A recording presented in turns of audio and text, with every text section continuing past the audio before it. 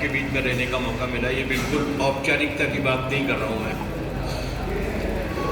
इसलिए कि ये वो ज़मीन है जो अविभाजित पंजाब के ज़माने से लेकर अगर थोड़ा सा और पीछे जाएं तो पिछले 5000 सालों में इस देश में जितने भी बदलाव हुए हैं, बल्कि अगर मैं हुई है वो भी यहीं से पैदा हुई हैं और उनके जो समाधान निकले हैं वो भी यहीं से निकले। उस हिसाब से इस महत्वपूर्ण प्रश्न पर चर्चा करने के लिए हम लोग यहाँ पर इकट्ठा हुए हैं। आवाज ठीक है ना कमेंट? हाँ जी, बिल्कुल बढ़िया। परिस्थितियों के हिसाब से खास तौर से बहुत महत्वपूर्ण विषय है और मैं इसे दो किश्तों में आपके बीच में लूंगा। समकालीन हालात में दलित विमर्श की स्थिति और चुनौतियां। तो पहले तो हम इस बात को समझने की कोशिश करेंगे कि समकालीन परिस्थितियां हैं क्या, हमारे समकाल की विशेषताएं क्या है, जिस दौर में हम लोग रह रहे हैं उस दौर की पहचान क्या है। यो हजार तरीके की विशेषताएं होती हैं, हजार तरीके की समस्याएं होती हैं, लेकिन मोटे तौर पर हमारे दौर की 3 मुख्य विशेषताएं हैं जो इसके पहले इतनी तेजी के साथ कभी नहीं रही। एक तो ये कि हमारा दौर जो है कॉरपोरेट पूंजी के वर्चस्व का दौर है। ये एक नए तरीके की बीमारी है, ये पूंजीवाद का एक नए तरीके का चरण है। ये जो समस्याएं आज तक पूंजीवादी शोषण की हमारे समाज में मौजूद रही, आज भी मौजूद है, उसका एक और ज्यादा नशंस, निर्मम और बर्बर रूप है जिसको कहते हैं कॉरपोरेट पूंजी। ये बात तो बहुत पहले कही जा चुकी थी कि पूंजी का स्वभाव होता है कि वो एक जगह इकट्ठी होती है, सेंट्रलाइजेशन होता है उसका, केंद्रीकरण होता है उसका।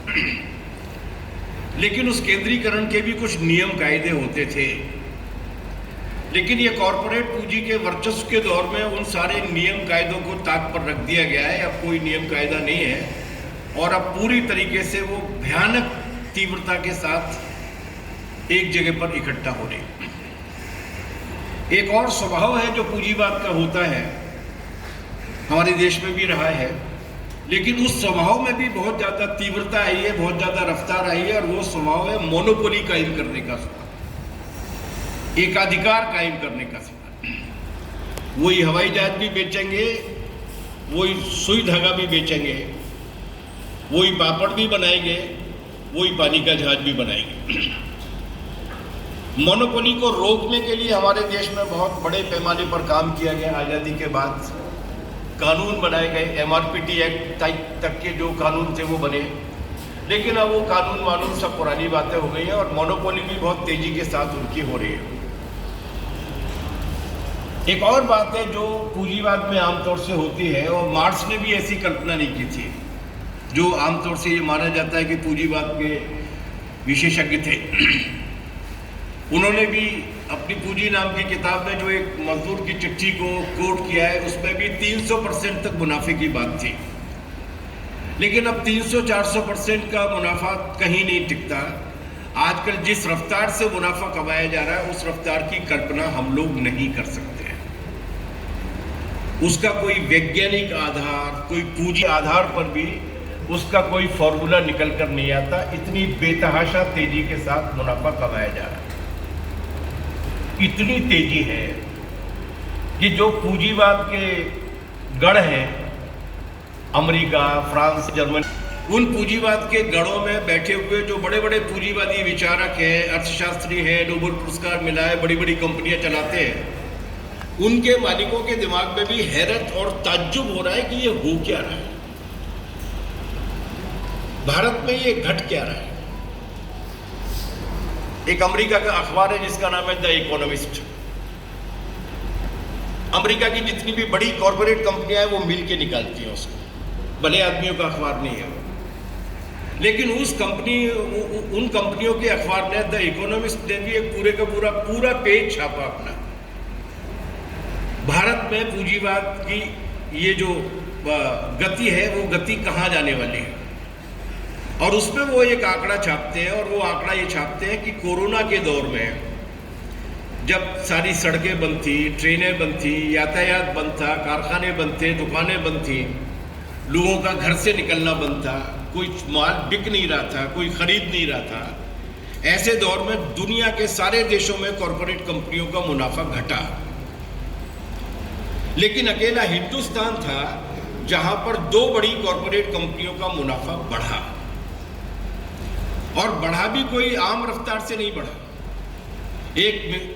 एक सज्जन है जिनका नाम है गौतम अडानी, उनका मुनाफा कोरोना के काल में जब लॉकडाउन लगा हुआ था तब 112 करोड़ रुपया प्रतिदिन प्रति घंटे की रफ्तार से बढ़ा। 112 करोड़ रुपया प्रति घंटा। इनने मुकेश अंबानी ने, जिनके घर में अभी बहुत छोटी सी शादी हुई है, उन्होंने 90 करोड़ रुपए प्रति घंटे के हिसाब से कमाई की है। तो वो पूंजीवाद के अर्थशास्त्री भी नहीं समझ पा रहे कि ये हो क्या रहा है, ये पैसा कहां से आ रहा है, किस तरीके से पैदा हो रहा है। तो ये एक तरीके का नया बात है जो बहुत ही अकेले 30 अगस्त को, ये भी उसी अखबार ने छापा, अकेले 30 अगस्त को 1750 करोड़ रुपए मतलब की रफ्तार से 42,000 करोड़ रुपए उसने कमाए हैं अडानी ने अकेले 30 अगस्त। तो ये कॉरपोरेट पूंजी का दौर है, और बिना किसी तर्क के, बिना किसी वैधता के इस कदर बड़ी कमाई का दौर है, ये लोगों की समझ में नहीं आ रहा। इसके लिए एक शब्द है, और वो शब्द है दरबारी पूंजीवाद। अंग्रेजी में कहते हैं क्रॉनी कैपिटलिज्म, जिसका मतलब है कि पहले मतलब हुआ करता था कि दरबार में बैठे हुए लोगों के जो पसंद के पूंजीपति हैं उनको विकास करने का मौका मिलेगा। लेकिन आजकल वो शब्द उलट गया है, आजकल वो परिभाषा उलट गई है। आजकल पूंजीपतियों के पसंद के लोग दरबार में बिठाए जाएंगे और उसके बाद वो मुनाफा कमाएंगे। तो ये जो मुनाफा कमाया गया है वो उत्पादन से नहीं कमाया गया है, कच्चे माल को पक्का बना के नहीं कमाया गया, ये हड़प के कमाया गया है। ये भी पूंजीवाद का एक नया विकृत रूप है जिसमें अब वो हड़प के कमा रहे हैं, हर चीज को हड़प रहे हैं। जो भी मानवता के, मनुष्यता के, इंसानियत के जितने भी नियम, कायदे और संवेदनाएं हो सकती थी, उन सबको खत्म कर। जैसे कोरोना में कैसे मुनाफा हो रहा है,